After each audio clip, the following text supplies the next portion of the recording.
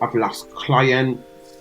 I've lost quite a few things because I've decided to speak up about certain things. However, I have gained, and what I've lost, I've gained twofold, because the people that I have gained, they're like, we're riding for this. We love the moral. We love the message. We're going to ride for this all day long.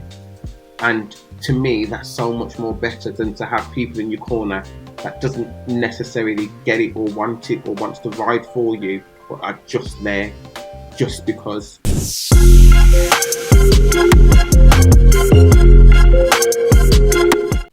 In today's episode of Everyday Leadership, I have a multi-award winning creative entrepreneur.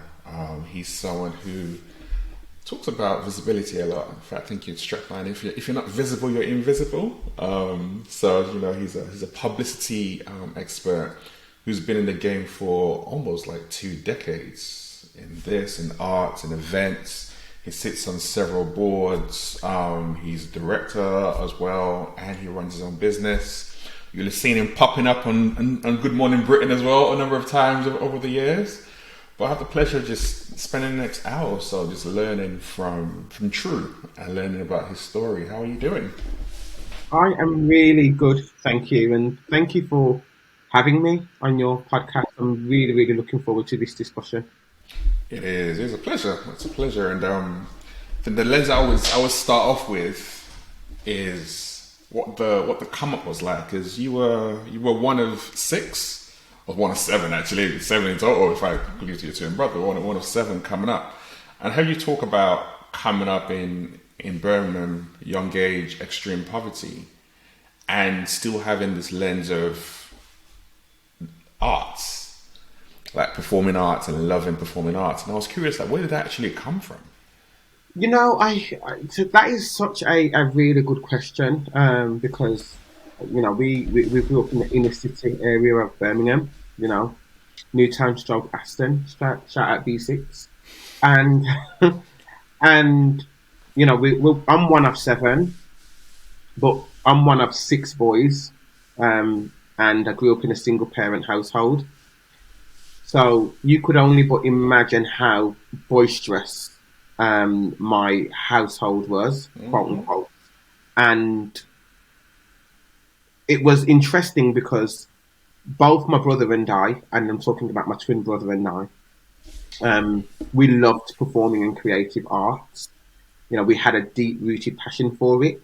And it might have been because actually when we were younger, we was constantly spending quite a lot of time with my mum who loved music. She wasn't a musician, she wasn't a singer or anything like that, but she was a lover of music and she appreciated good music.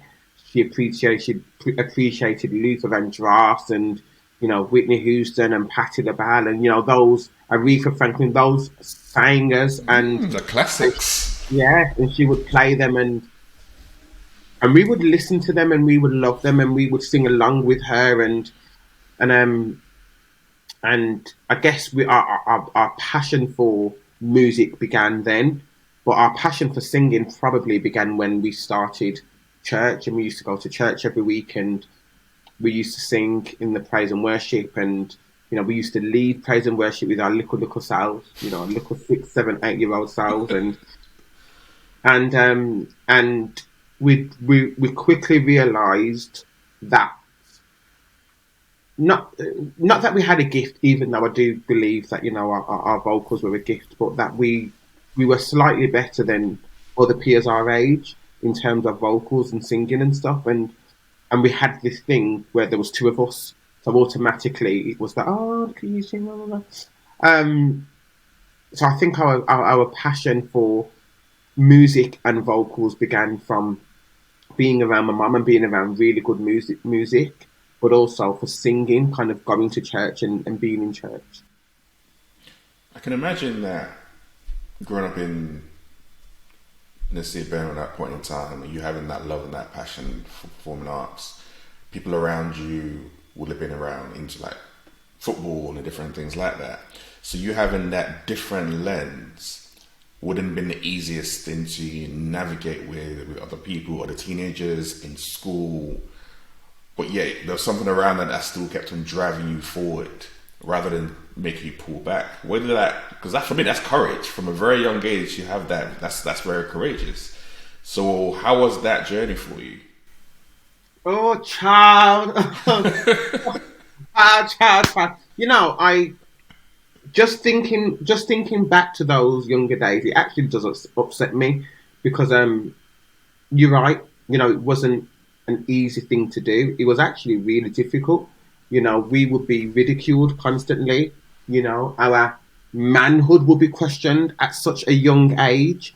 Our sexuality, by way of using it in a derogatory term, which I find absolutely barbaric, was put in the limelight, and it was hard. It was difficult. It was more than anything, we couldn't live the lives the way that we wanted to live our lives, and in, you know, proudly being, you know, creative beings, because that's what we were born into, because of fear.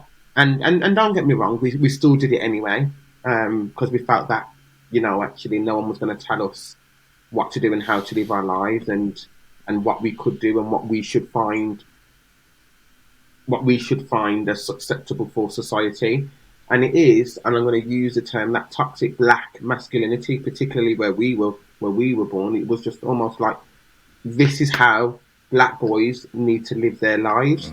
And if you wanted to sing and dance, or if you navigated outside of this box, then you are seen less than not just a man, but less than a black man or a black boy. And having that from your own community was very, very difficult.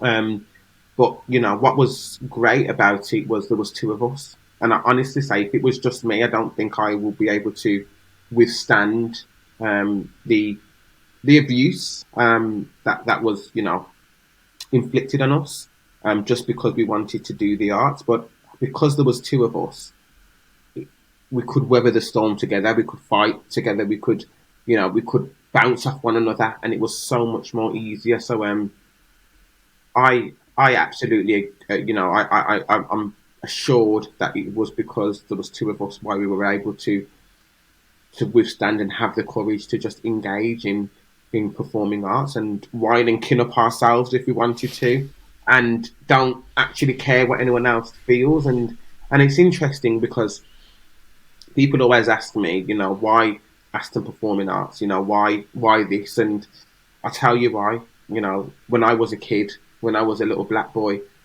I didn't have a safe space to engage in performing arts. My brother didn't have a safe space to engage in performing arts, and we always vow to ourselves that when we become of age, if there isn't a safe space, we're going to create one. And it's important that our black boys, our young black boys, who feel the need to want to dance up, kin up, you know, dance the Spice Girls, whatever they want to do, there's a safe space for them to do that. And one of the reasons why I love Aston Performing Arts Academy, because it has now turned heads, and it has now been held as one of the, you know, leading performing arts organisations in the Midlands. And not just that, it's those people who used to ridicule us. We perform at events, and I see them now singing along and dancing and celebrating and not batting an eyelid. And of course, growth does many, many different things. But it even transcends to kids and to young people. You know, it's now seen as quite cool.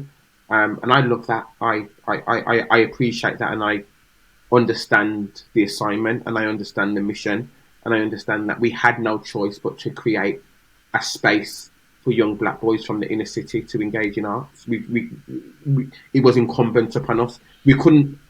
There's no way. It was impossible for us to live the experiences that we lived and not have something to address that need. It would be absolutely impossible, and actually criminal. You say it would have been criminal or impossible, but it's still a choice, because there's so many people who go through struggles and challenges, and they want to run as far away as possible. They don't want to think about it. They don't want to remember it. But you and your brother were very intentional around, no, we want to do something about this. We don't want other people to go through the experiences that we went through. So you actually leaned into your pain and you turned that pain into purpose and you channeled that in a way that actually ended up affecting so many people and making a difference in so many lives. Mm. Very good point, and I agree. You know, we could have retreated, we could have turned our back on the arts, we could have turned our back on our community, um, but we're just not built like that. I think although we didn't have much, you know, growing up, we didn't have, you know, we grew up in poverty, we came from humble beginnings. There were certain lessons that we learnt on the way, and you know, love was absolutely paramount in our house, in our household. Loyalty was paramount, but also addressing things head on, you know, and providing solutions. That was something that my mum always told us to do. Like if we wasn't happy with anything, you know, we should provide a solution. I mean, in on paper, our lives should be very different. Statistics will tell us our lives, and I'm not just talking about me and my brother. I'm talking about us as a family unit. Should be very different. Six boys in the inner city, six black boys. When we're looking at stats, you know, we should have been in gangs, we should have been in prison, we should have been shotting, we should have been doing all sorts of things. You know, we should have been out there doing X, Y, Z with different girls and blah blah blah. But we're completely not like that. We defied all of those odds collectively. You know, all of us bar one of the boys are married. You know, with kids. You know, we're all working. We're all doing, you know, career jobs, and you know, and we hold that all to our mother, who told us to always address things and always provide solutions to problems. And that is a great lesson for any entrepreneur. You know, you as an entrepreneur, your main goal in life is to provide solutions to problems. But we had that teaching from early. We had those teachings from early. Problem, solution. Stop dwelling. Pick yourself back up. Find a solution. I love that, man. That's such a great lesson that your mum instilled in all of you, which Mm. it's a life lesson that you kind of keep on need to reapply constantly as you're going through the different iterations of life and different challenges that keep on coming up and rising. Because it's quite Mm-hmm. easy just to dwell or to feel sorry for yourself or learn to be like, nope, get up, do something about it, change it. Don't stay in that space. It's powerful for sure. And you've been I know you've been married for what, about 12 years, and been with your wife for about 22 years. You've done your research. Oh, come on now. Like, Okay. Google, okay. Let's go. Wow. Okay. you have to do, You know what? Sometimes you do these podcasts, and you know you do a lot of podcasts, and you go into these sittings, and you're like, this person has done no research whatsoever. So I'm really liking it. I'm really liking the research. So what's been some key lessons you've learned that you can share over the last 22 years? Patience, little brother. Patience is definitely one of them. Like just having that level of patience. I have to exercise because sometimes it gets really, really intense, and it's just knowing when to pull away from a certain situation. Um, and another key lesson is just to solve things, solutions. You know, solutions to problems. Like if there's a problem, we always talk about it. We always find a solution, and even if it's a solution that we both don't necessarily agree with, or one side's agree and another side doesn't agree, we have to find a solution. We have to find a common ground. Otherwise, it's just going to fester and fester and fester. Um, I would say love, just because the reason why I'm willing to find solutions and sacrifice and silence my sometimes my own wants and needs is because of love, and it's because I appreciate and love, you know, my wife, and I I don't mind sacrificing my own wants and needs for her. My wife and my kids are probably the two people that I will sacrifice my wants and needs for. And yeah, just constantly communicating and learning how to coexist with one another, learning what and appreciating that we're not going to be the same as tomorrow that we are today, and that we are ever evolving beings, and that we may change, and that the person who you met 20 years ago isn't going to be the same person today. And that is so key, because I hear so many people saying, you're just not the same anymore. You're not the same anymore. You're not the same person who I met. No, of course I'm not. You know, we're beings, we're meant to change, we're meant to evolve every day, we're meant to grow, we're meant to, as humans, we have to change and move forward. And if I'm the same person, or if you want me to be the same person that we met back in the day 20 years ago, then I'm not the person for you, because I'm not a person that's going to stay stagnant. I am always going to evolve and grow and change, and you have to keep up with that. You have to move with that. And that's something that we both understand, and and we both push for, and we both excel, and we both like, okay, what's the next thing? How could we get you to the next point in your professional life, or in your spiritual life, or in your in your family life? Like, what can we do to help each other move and evolve and grow? And we're both pushing for growth, and I think it's just key, that is, for us. Yeah, I love that. I always say that it's you are constantly being reintroduced to that new person that your partner's growing to, and vice versa, which is why you need to create the time to get to know that person. It's like back in the day when you were dating and you're getting to know someone, it's exactly the same thing throughout your relationship. And what happens a lot of times, people don't have that, or don't create that time. And therefore you're like, who is that? That's a stranger. But no, the person is just grown, and you don't want them to stay stagnant. So I was just going to say, you've got to be receptive to that growth. You've got to be receptive. So, example, last week, I had a speaking engagement, and it was in Birmingham, so I thought, let me take my wife with me. It was in the evening, and I didn't know what type of event it was, but she came straight from work. It was an evening event, an evening thing, and as soon as we got there, she refused to get out of the car, and I was like, well, babe, what's wrong? She was like, how could you bring me to this event? Everyone's in ball gowns and black tie. I'm in my work attire and blah, blah, blah. And in my head, I'm thinking, but babe, like, you're here to support me. You're not an attendee of this event. Like, you are here to support me. No one ain't looking at you like that. And she's like, you don't know me, blah, blah, blah. And I'm like, but previously, this wouldn't be a problem. You would come with my camera and blah, blah, blah, and you would take photos and stuff. But today, it's a big issue. Like, and she wouldn't get out of the car. And in the end, she got out of the car or whatnot, and we went in, and she still kept going on about this thing. And then we were there at the event. I did my speaking thing. We left because obviously I had to finish my speaking thing.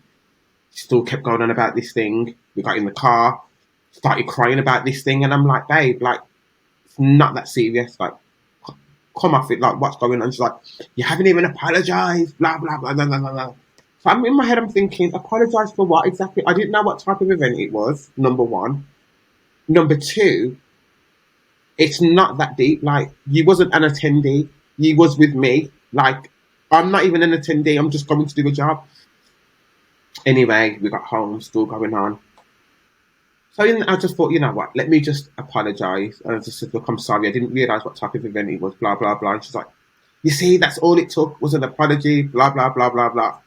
And the point that I'm trying to make is, a few years ago, that wouldn't have even mattered to her. Like, it wouldn't have even fazed her in the slightest. I know that to be a fact. But for some reason now, she's obviously evolving and more conscious about the spaces that she's in, and how people want to view her being my wife. There is now, I believe, an expectation, and she's almost saying, actually, because I've evolved, she's evolved in her own right, but she has to evolve as my wife, being in this partnership. And I didn't click that, and she did, and I think that's the reason why she was upset, because she's now evolved into this space as being Dr. Tru Powell's wife, not the Tru Powell from 5 years ago, but the Dr. Tru Powell that has this visibility and this following and so forth, and that, and in some ways wants to mirror that. And it's really interesting, because I had to step outside of myself and have a think about, why is Tara so upset about this today, and she wouldn't have been this upset a few years ago. And we had to understand that and unpack it and understand it. And I had to be receptive to that, and I had to appreciate that. I could have quite easily said, you know what, it's all, it's a minor, babe. Like, we've done this before, blah blah blah. But actually, the agreement that we have together is we both need to be susceptible to one another's changes and their growth and their evolution. So I had to receive that, and I had to respect that, and I had to apologise for that. And now I have adapted my behaviour. So if I know that I'm going to another event and I want her to come with me, irrespective as to whether I know the dress code or not, I have to find out what the dress code is, and I have to give that information over so those informed decisions could be made. That's a powerful example. And I think everyone speaks to, I know you do a lot of work in the inclusion space, but a lot of times talk about how people just want to feel seen and heard. And very easily, they can just be dismissed. Like when your wife is saying, it's like, she wanted you to hear her and says the apology, and which require for you to, like you said, step outside of yourself. What's really, really going on here? What's at play here? It's not just this, it's bigger than that. And you going down that journey meant, okay, now I know I have to stand, I have to pivot. But it started with you having the willingness, because it takes two people, to be able to see her and to see what was really at play. And it's a powerful lesson, which also requires a lot of, I want to say, letting down the ego and just being willing to just lean in. And I think a lot of times our ego can get in the way of, what are you tripping for? Yeah, I brought you here. So we can go into that red kind of mode, as opposed to, let's approach this differently. Absolutely. And I think it's we could really kind of, like, what are you talking about? Like, I brought you here. This is me. Like, you're here for me, type of thing. But we are genuinely not like that. And I think as a couple and as a married couple, we very rarely argue. I wouldn't say we don't have any arguments, but we very rarely argue. And I think it's because we both have the ability to try and understand the perspective of somebody else, so we can find a common ground and meet in the middle. And when I seen that she was genuinely upset by something that really didn't faze me, or I didn't think why she was upset, I had to do some soul searching. There was more there to unpack. It wasn't just going to this event. There was a lot more there to unpack, and a lot more there that I had to acknowledge and recognise and adapt my behaviour in order for her to feel included in this evolution and journey of me and my wife. Because part of my brand, which I'm sure we'll speak about, is her and my family. So now, by default, they have an expectation. So I might go to an event and wear my colours and be my personal brand, but they're also a part of my personal brand that I have done intentionally.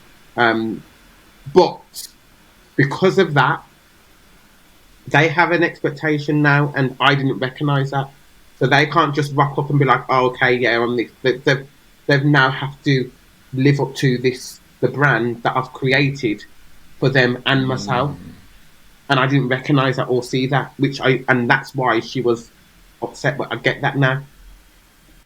Yeah. Speaking of your brand, the personal brand, how did you build and create your personal brand? Was it something that you intentionally went after, or was it something that naturally happened with you just working and doing you? A bit of both.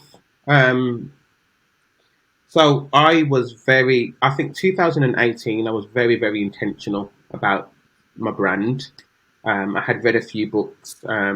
key person of influence by Daniel Priestley, and I knew at that point that running a service-based business, I needed to have a strong personal brand to accompany that. So then I wrote a strategy. It wasn't a long strategy. It was a 2-page strategy. I actually wrote it with Daniela Gina, who I know you've had on the program. A friend of mine, and at the time was my coach. And I was like, look, I need to have a strong personal brand, so let's write a strategy, and we did. We came up with a strategy, and it was a basic strategy, but it was enough to get me on the personal branding journey. That, of course, the strategy then evolved into the brand that you see today. But I was very intentional about what I wanted my brand to look like, what I wanted my brand to represent. The only thing that I would say kind of threw a curveball into my brand and building up the brand was George Floyd. And that was an unexpected curveball because I could no longer be the same person that I was after George Floyd, which meant that my brand had to have changed. It meant that I had to start speaking out on things that mattered. I had to include social activism of some kind into my brand, because I couldn't have a platform and see things and not speak about it. That doesn't sit right with me. And that's the only thing that really was a curveball, but I quickly adapted and I quickly was like, okay, this has happened. I know myself personally, and now I have to live my true self and speak on things that matter. So I now have to incorporate this into my brand. And so it's not contrived, because it's not really a contrived thing, but I have to recognize that it is going to now be part of my brand, meaning that people are going to know me for this. Some people are going to know me for this social activism piece. Some people might know me for entrepreneurship. Some people might know me for being a family man and having a wife and kid. Some people might know me for being involved in, having a passion for fitness and, and going to the gym and stuff, and that's okay. Some people might know me for all four, but that's okay. But I have to understand that there are going to be some people that know me for this, some people that know me for that, some people that know me for that, and some people that know me for that. And those are what I call my pillars. So those are kind of like my core pillars, what I'm known for. And I won't do anything outside of that to put my brand in disrepute or to confuse my audience. Everything that you would see coming from my brand, absolutely everything, would align itself to one of those four pillars, whether it's social activism, whether it's entrepreneurship, whether it's family, or whether it's fitness. And I, defy anyone to look at any of my outlets and try and find something that speaks outside of those four things, because it will be practically impossible. Part of that branding is you talking about those four different pillars. Have you always been good at writing like copy and creating content? I know you're obviously into the arts and stuff like that, but has that been something that element of it, has that always come easy to you, or is that something that you had to nurture and develop? I would say nurture and develop. When I was younger, I always wanted to be a journalist. So that was my thing, and I say I always wanted to, but my mum always wanted me to be a journalist. Like even now, she says, "Why are you doing that rubbish? Why don't you just be a journalist? You're on Good Morning Britain. Why don't you never take over PS?" Blah, blah. And I'm just like, "Mum, I'm not a journalist. I don't want to be impartial. I have got things to say." um, so um, and I've always been a blog writer. So kind of like back in my earlier days, I've always written blogs, and I've always written personal blogs. I had a diary. Well, I'm not meant to say that. Journal. Toxic masculinity when I was younger. So I was always writing. I was always quite creative in terms of writing and stuff, and I just loved to write. Hence why I'm starting to write my book, and yeah, I just kind of say what's on my mind, and then over the years I've just nurtured it, and yeah, and it's been fun, and it resonates with people. It resonates with people, and often I'm just writing what I think. Do you ever Have you ever been in that space where you're like, but people don't want to hear this, or people might judge what I say, or people might not respond or resonate? Has that, or those kind of thoughts Oh yeah, crossed your mind in the early days? I know that's what stops a lot of people from putting stuff out there a lot of times. yeah, 100%. Even the last month, like a few weeks ago, of course, I won the MBCC Awards, Hmm. and last year we had the theme around anti-racism, and unfortunately for some white people, it was too much for them, and they felt attacked to the point where they mentioned to somebody else who we know that they wasn't coming back because they felt attacked. But then they kind of went on to speak about me and my character and stuff, and a few more things that that I probably won't say on this platform. And I was toying with the idea for about a week around whether I was going to post it or not. Obviously, not name the person, but post it because of the moment that you use the term white people, it just gets everyone's back up for some weird reason. I don't understand why, because it's not personal to every single white person. It's just those white people who felt attacked that I'm speaking to you. Um, but it's almost like people really turn up and people don't want you speaking about race in particular. And but I posted it anyway, and you do what you do, and I had a few messages from some white people saying they too felt uncomfortable. But my point is, and I think I said it at the top of the conversation, I'm no longer going to prioritize other people's needs, wants, and desires over mine. I'm no longer going to allow people's voices to be heard when they're spewing their rubbish and crap about feeling attacked, and me silence mine when that wasn't the case. So so now I just write it and I just say what I feel. What I do is anything like that I've got a question mark over. I do allow get my wife to check it just to make sure it's not too much or too heavy. And there have been some instances where she's like pulled it back and be like, no, you can't do that. You can't say that. Which I'm thankful for. And that's something that I would recommend everyone to have. Have somebody who's got your best interest at heart, who's not here just for the drama, and who's not here just to sit by and watch the popcorn and the comment, have their popcorn and watch the comments go off. But somebody who wants the best for you and understands who you are in your heart to read through your copy before you actually put it out there, because it's so, so important. Because you could say the wrong thing and you're immediately gone. It's it's sad to hear, but it's also not surprising. And even when you're saying that run around, when you make that conscious choice to start speaking up about certain things and leading into that social activism side of things, in my head I was like, yeah, that's for me. I was like, yep, that's absolutely great. You have a platform, you have a voice. Then it flaps the flags, and like, yeah, but that's also going to bring a lot of negativity. A lot more people are going to come out to want to attack you, and naturally, just sometimes just attack you and attack your family because they're part of the brand. So it's also you opening yourself up for a lot more criticism and a lot more personal attacks in a way that was very, very different to other elements of your brand. Mm.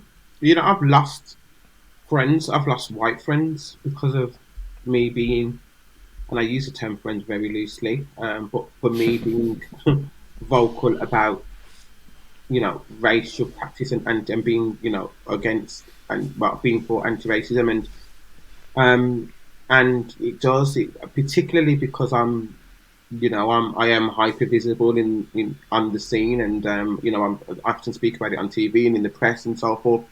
You do become a target of ritual, and you do become a target of attacks, and your family becomes a target of attacks as well. And you know, it's difficult. I've lost sponsorships, I've lost clients, I've lost quite a few things because I've decided to speak up about certain things.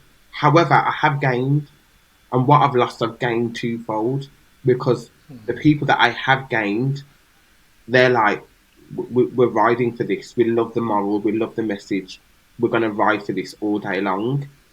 And to me, that's so much more better than to have people in your corner that doesn't necessarily get it or want it or wants to ride for you, but are just there just because.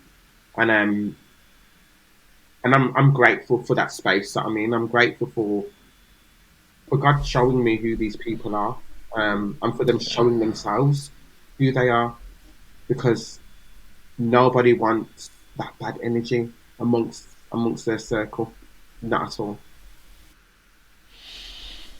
You need real friends, good Hmm. friends, and knowing the difference between friends and Yeah. acquaintances is a major one for sure. What would you advise someone who is thinking about starting a personal brand as to how can they get started and stay consistent? Because that's also key. Yeah. So be intentional, and it begins and ends with your pillars. To really kind of understand what your four pillars are. So and I say four, it's between two and four, I always say. So two at a minimum, four at the maximum.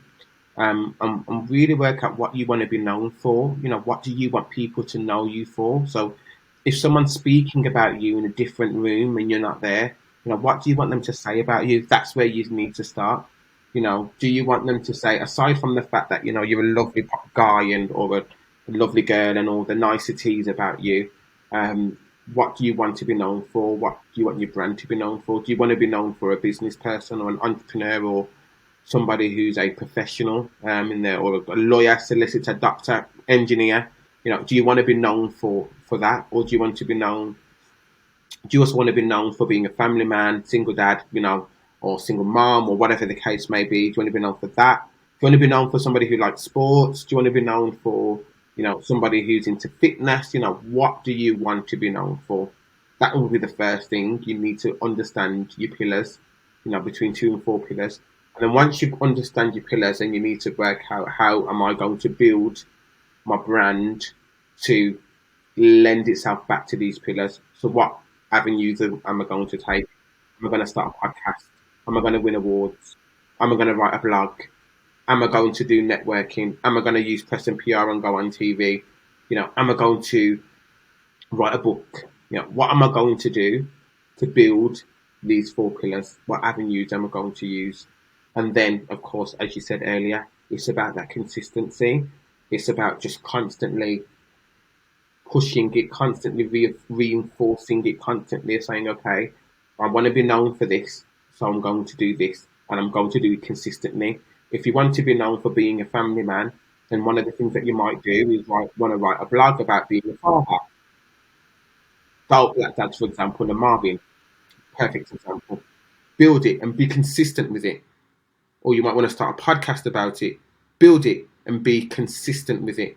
And then people would then start to know you for and identify you as one of your pillars is that you're a great dad. Whatever you do behind closed doors, that's their business. You know, that's your business. But what you're putting out to the world, and I hope you are a great dad behind closed doors if you are putting that out to the world.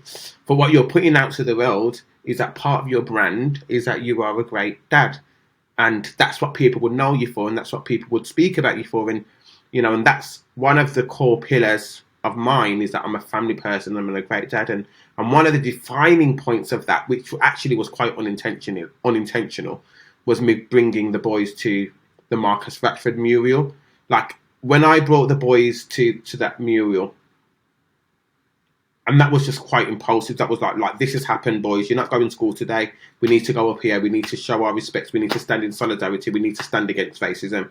That was like something that I wanted to do. Had no idea any of the press or anything was going to be there, but that act alone resonated with so many different people, from white, black, brown, you know, all different races, across all different cultures, across all different people. There was all actually like, you know what, that was an amazing thing as a dad for you to do. Um, so it's just important that you are consistent with whatever you want your brand to be. You know, you're consistent with it. Some real good advice, and I think also shows the one of the pillars that you did not mention, but for me it sounds so relevant. Everything that you talk about is authenticity. Everything that you do is just about you being true and authentic to yourself. You've seen something wrong, you've seen the marketing, like, right, I want to take my kids. And that was you just being authentic. It wasn't trying to do images. I think it's easy a lot of times to look around, like, this person's doing this person's doing that, let me copy that. And you can easily get lost in that rather than doing what's true to who you are and what you're about as well. It's true, and you've got to be authentic, and I see people all the time like trying to mimic and do what I do, and I'm like, it's not going to work for you, because it's just I would write a post, and rather than someone share it, they would literally just copy it, adapt it, and write it in their own words, but it doesn't hit in the way that, because it's not authentic to them. And I see it often, and me, if I see a post that I like, I'm not here for the clicks and the clickbait and the likes and whatever. I would just share the hell out of the post, the original author of that content, and because they've wrote it, right, it's their thoughts and their feelings, right? So why am I trying to mimic that?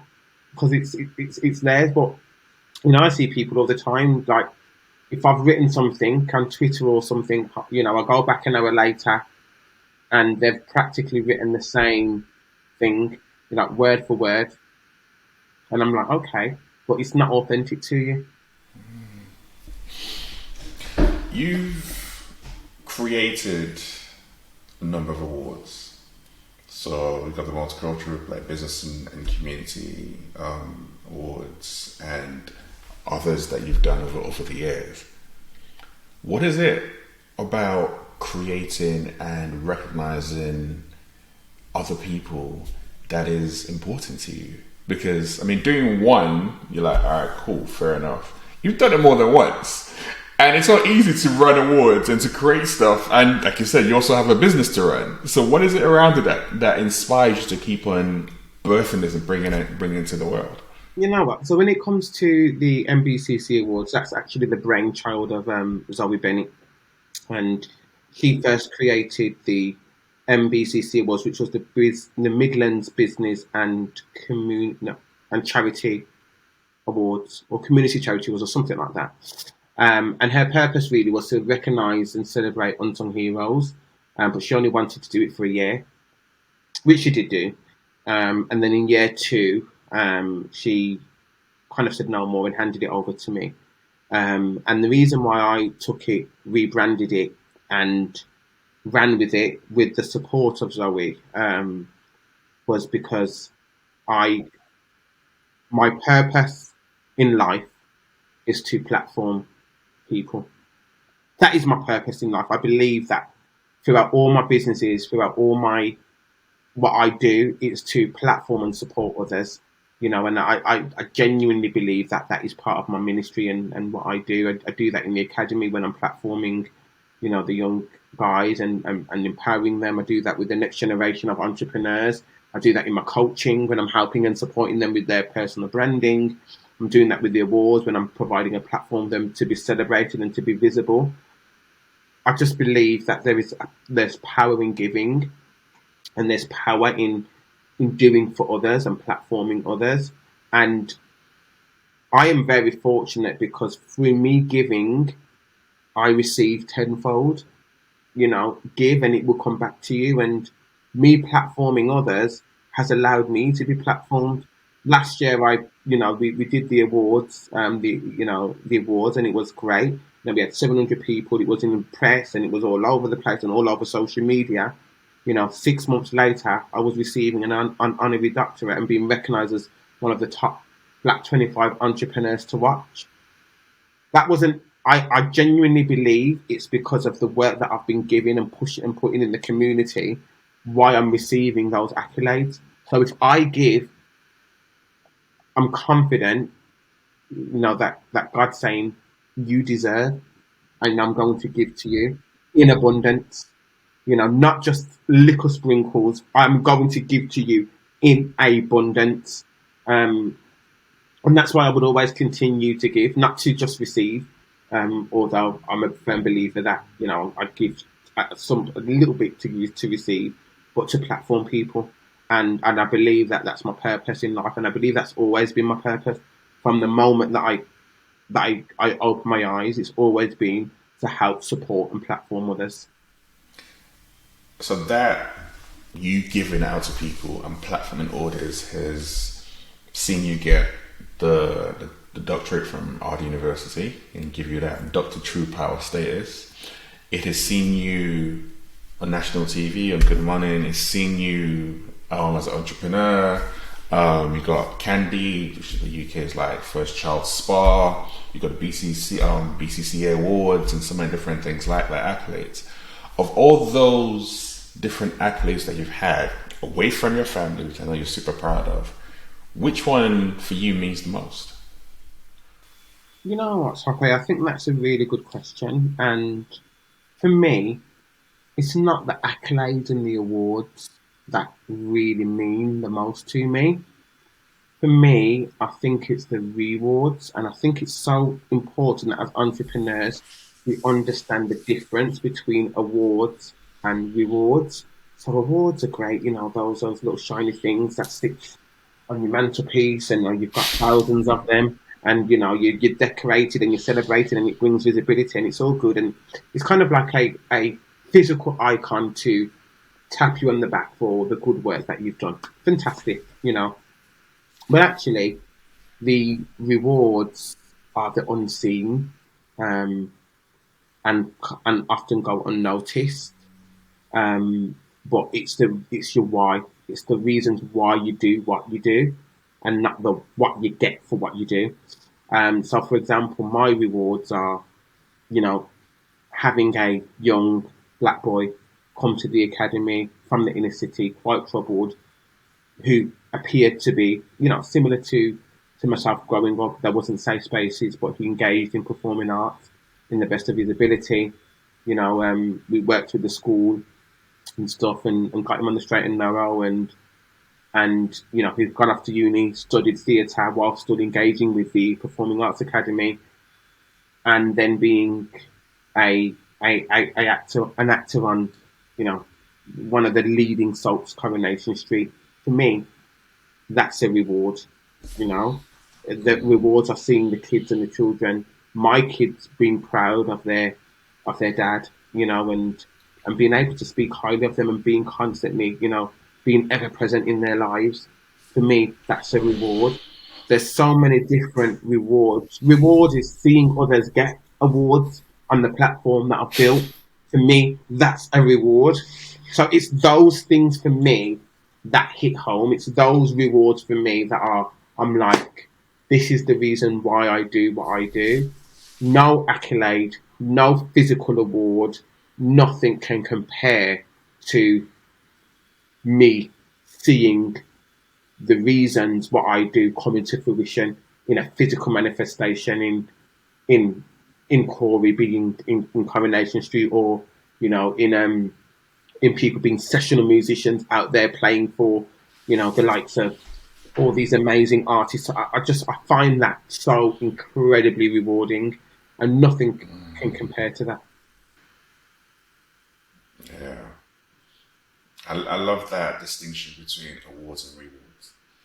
And like I said, it's easy to get the public accolades, but the true soul nurturing rewards that you feel and you receive when you see people growing and then taking that to the next level, you see the seed that you planted like manifesting, which takes a longer time to do, but it's such a powerful, because you've made a difference. You've made an impact in someone else's life, and in your cases, thousands of lives, especially with the young entrepreneurs work that you've been doing over the years. So yeah, I definitely yeah. And does that also help you when it comes to parenting? So you got three beautiful kids. How do you then begin to nurture their mindset in the way that they're thinking, the way they're approaching life, and whether it's around entrepreneurship, school, whatever it is? How does the way that you live and the way that you show up, which is to pour into people, how does that affect your parenting? I think so. The first thing is lead by example, and one of the first life lessons that I was taught, lead by example, and I want my boys to grow up to be like me or better or a better version than me. And I want my girls to marry a husband who, or wife, or non-binary or whatever floats their boat, who is a better version than me or their mum. Um, and I want to set that example. I want to set that example. I want them to know what they deserve and how they should be treated, but also how they should act. And that shows up every single day in my household. Um, but also just the key principles of sharing. That's it's such a big thing, and we always believe in the power of sharing and giving to others. Even when we, give them gifts or something, like, I know some parents and some households, and that's fine for their households, and I'm not disrespecting how they raise their children, but some households believes that what's yours is yours, and if you've got a car and you don't want to share and you don't want to have your sibling playing with that car, then that's fine. But actually, in our household, whether you like it or not, you're sharing. You're going to have some time, even if it's yours, and your brother's going to have some time, and that's it. They have computers and these like DSs and all these things, and you always hear, but it's mine now. It's mine now. I don't care. You're sharing. You're allowing your brother to have some time. You're allowing. We're creating space for to share and give to others, because I genuinely believe that it's a quality that would serve them well in the future. If they can learn to share at such a young age, then they'll be able to give unto others. And I think that that's so important. Do you encourage young kids to have personal brands? Yeah, I do. I do. And it's not as strong as what I say now, but particularly from 13 and upwards, the moment that you open a social media account, you started to build your brand. So my thing is you need to start being intentional about it. And it's not so far as saying, oh, look at what you want to be known for, and these are your pillars, and look at how you want to advocate it. But it's more of be very mindful what you push out there at this point in time, because it can come back to bite you in the future. You started your digital footprint, and your digital footprint remains forever. And what do if you want to be a doctor, lawyer, politician, or whatever, anything that you put out today, even though you would think that you're a kid, doesn't matter, will come back to haunt you. So you have to be really mindful about the brand and what you want to be seen as, and and it's the same with like my girls and stuff. Like, there was a time where they would watch other people's social media channels, and they would want to do what other people are doing, and through my eyes, I just felt that it looked, dare I say, loose. And I'm like, you ain't doing that. You are not doing that. Like, let's just really back in. And the reason why you are not doing that is because what impression do you want to give to others? Now, to you, it might be a little TikTok dance. It might be just a little, but to others, it says loose. It says, I'm going to DM this girl because I know that I can not rare tear tear. And it says, you ain't got no home training. And the latter I can't deal with. The latter I would not, like, because we know you have. Let's just let's just correct that. And but that, for me, that's where the personal brand journey starts. Just understanding whatever you put out there would have a different interpretation to others, and be mindful that you're starting to create your own digital footprint. It's a really good. That last point, you got a home training. I love that. That's like a staple. Like, listen, you're out there, you're representing the yard. You have to know. Right, let's not play games here. Like you have home training. Like, you see true data and you see true son. No, sir. No. Because you know wrong from right, and you've got your own training. Let's show people that we come from good stock. Do you or your brother still sing? Yes, and we hung up our mics a few years ago, and we actually believe that the power of what we do, the purpose of what we do, is helping and supporting the next generation of artists and singers. So, we will support, we will, train, we will help with their vocals, we will help with their performance skills and stuff through using the academy as an agent to do that. But in terms of us singing, probably not. It has to be a very, very special occasion. So I don't know if one of my siblings were getting married and they said, "Oh, we'd want you to sing," or one of my friends, then I'll do that. Or if somebody died and their dying wish, which probably wouldn't be because I'm not that good, but if their dying wish was for me to sing at their funeral or something, then I probably will do that. I probably will sing collectively with the academy and the choir guys because I think there's something powerful with everybody singing one voice, in one voice. So you might have seen us out, and you might have seen that both of me and my brother join the choir and the choral because we believe that they need to see us with them. So we probably will do that. But outside of all of that, then probably not. No time. And slowly come to what's been an enjoyable, fascinating, and inspiring conversation. How do you define leadership? I think that's such a good word, of leadership. And for me, do as I do and not what I say always comes to mind. Um, Understanding the power of influence and the power of having a strong team, and being able to